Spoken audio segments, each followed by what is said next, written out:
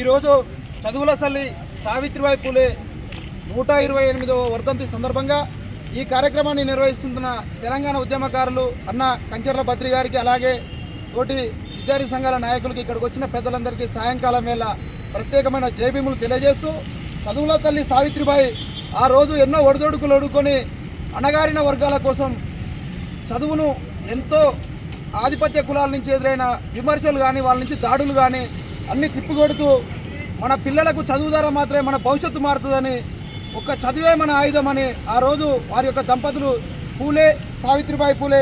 వారు అందరికీ విద్యను అందించాలనే దృఢ సంకల్పంతో ఆ రోజు ఎన్ని ఆటంకాలైనా చదువుకుంటేనే మన బతుకులు మారుతాయి, చదువుకుంటేనే మన భవిష్యత్తు ఉంటుంది, చదువుకుంటేనే మనం ఏదైనా సాధించవచ్చు అనే ఒక దృఢమైన సంకల్పంతో మన పిల్లలందరికీ చదవాలనే మొట్టమొదటి చదువుల తల్లి ఉపాధ్యాయురాలు సావిత్రిబాయి పూలే వర్ధంతిని ఈరోజు ఆర్ట్స్ కళాశాల వేదికగా స్మరించుకోవడం, వారి యొక్క ఆశయాలను మేము కొనసాగిస్తామని తెలియజేస్తూ, జోహార్ సావిత్రిబాయి పూలే, జోహార్.